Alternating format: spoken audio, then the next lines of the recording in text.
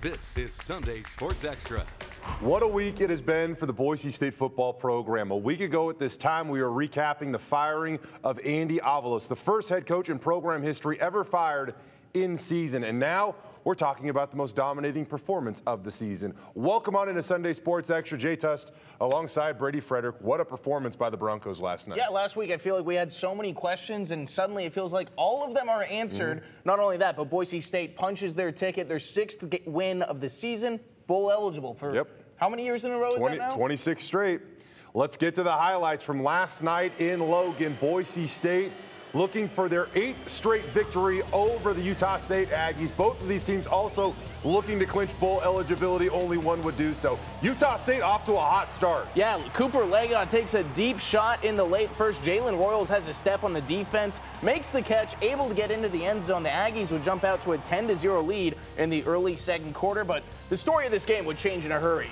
First play of the following drive, George Halani sparks the turnaround, takes the handoff, breaks through the line. He's gone. 75 yards to the house. Some great blocking from Austin Bolt and Billy Bowens making it happen. It would prove to be the longest run of his career, and with that play, he jumped ahead of Jerry McNichols for the all-time rushing record books. And he was just getting started. How about a little bit of good defense first, though? Let's call it great defense. Braxton Feely on the pursuit, knocks the ball free.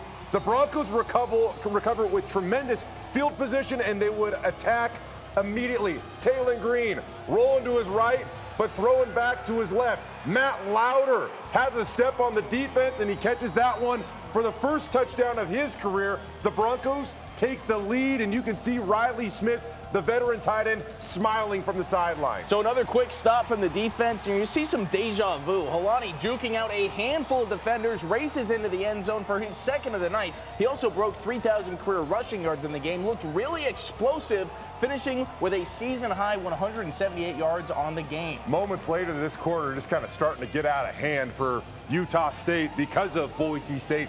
More pressure on the quarterback. That's Braxton Feely yet again that forces the fumble.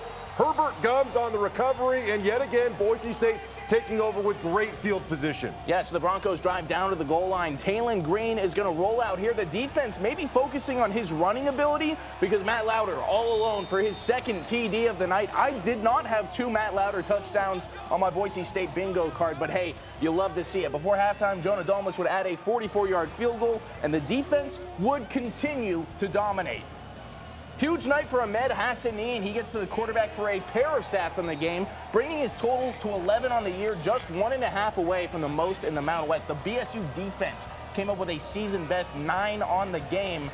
They were fired up. Yeah, so with the score 31-10 at halftime, Boise State wasn't done yet. Ashton Jeanty out of the backfield and into the end zone. He had 85 yards rushing, 23 receiving. And, well, there was more where that came from, both on offense and defense. Yeah, well, how about the turnover game? We showed you the 2 fumble recoveries. How about Rodney Robinson coming down with an interception on the deep ball? Marion McCoy also got one. And then to cap off a game that really didn't have any drama at the end of it, but pretty cool, Breezy Dubar, the true freshman, getting his opportunity in the late game. He got in for a touchdown, 57 yards on 10 touches. Not bad. Also the first time we got TDs from Halani, Jeanty, and Dubar all in the same game. So the first game of the Spencer Danielson era proves to be BSU's most dominant win of the season. The Broncos overcome a bit of a slow start, explode for a 45-10 win on the road. After the game, Danielson told us he loved seeing his guys get out on the attack. The biggest thing, to your first point, Jay, was I want our guys on the attack playing fast. And I said, I don't want anybody on this field scared to make a mistake. I want you to be on the attack, and I want around the room. If I'm on defense, I want them to run the ball to your side. If you're covering someone, I want you to think, please throw them to them, because I want you to be on the attack. Same thing on offense. I want you to work to score 4 touchdowns. I want the ball thrown to you. And keeping that mentality, and obviously the plan that Coach Hamden and the offensive staff, they put together a great plan that fit who we are, to be on the attack, to be efficient, and they did a phenomenal job. And our defensive staff did an awesome job. Like I said, having fun playing for each other, because when you play for each other in a game of football, you need to. To be special, to be on the attack, you need to look to your left, to your right, and be like, it matters more for me to do my job because of him, not because of what maybe someone outside of here will think. It's for that guy. And I think we did that tonight. Not by any means perfect, but I really believe we did that tonight. What an evening for Spencer Danielson. 7 years of loyalty to the Boise State football program was rewarded last night with his first victory as a head football coach. All week we heard how players would run through a brick wall for the guy they call Coach D. Well, one thing was clear last night. Football was fun again for the Broncos, and Danielson was the main reason behind it. It's been a while for sure. I mean, last time I had that much fun was probably winning a championship. That was in 2019, but it was really exciting to, just go 1-0 with Coach D and just win this game. It means a lot to not only him, but only like a lot of these seniors out here for sure. A long time ago, Coach D was really emphasizing like having fun, playing fast, and playing together, and playing smart. Family! This is the most close this team ever been, with all the changes happening, with all the coaching changing. This is the most closest we ever been together. Like, okay, we're gonna get it done for that guy. We want to get it done for Coach D. The closest the team has ever been, apparently. Yeah, pretty special stuff. It's cool. I mean, for everything they've gone through, to be as close as they've ever been and playing as well as they've ever been, I mean, I'll let the players say it. They did.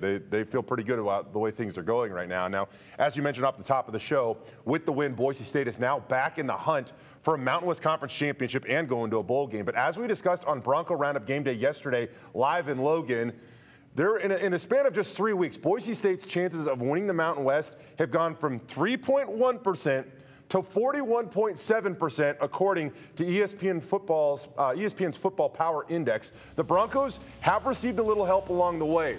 Hawaii was a 19-point underdog when they upset Air Force 2 weeks ago, and New Mexico was a 24-point dog when they knocked off Fresno State last night. Both of those happening, the odds of it are ridiculous, about 87-1. That's perspective right there. So as it stands right now, Boise State is the odds-on favorite to win the Mountain West outright, according to FPI. Let's take a closer look at what needs to happen in the next weekend in order for Boise State to make the title game. Boise State with a win along with the UNLV win means that both of those teams would advance to the championship. Home field would be settled by the computers. UNLV likely gets that advantage. If San Jose State wins, creating a three-way tie, the computers would settle that. It looks like Boise State would still have the advantage over San Jose State, which means the Rebels would still likely host the Broncos in Las Vegas. Now, if Boise State were to lose to Air Force, that would knock them completely out of the picture, meaning a bowl game would be the next game for the Boise State football team. You know, the thing that would be pretty fun about it, not only making it to the title game, but it would be at Allegiant Stadium in Las Vegas, and then if you can win that, you get to play at SoFi Stadium in Los Angeles, two of the coolest stadiums you'll find in the country. Something special for these guys who are already having a lot of fun, but what a turnaround it could be. The ups and downs of this year to finish it like that. Real quick, when I talk about the computer rankings, there are 4 of them that the Mountain West considers. Many of them were used by the old BCS system. It could almost be a mini version of Selection Sunday at this point in time next week. Again, if San Jose State beats UNLV, creating a 3-way tie, because those computers, they update late into the night on Sunday. So we could be here at this point in time just kind of waiting to see what exactly happens. Hopefully they can punch some numbers and expedite some things next Sunday, though, because we will all be eager to find out what happens. But making it simple, root for the Broncos, root for the Rebels, and then they're in. It's as simple as it can get right there. Hopefully that happens, and there's less drama next Sunday, a week from now.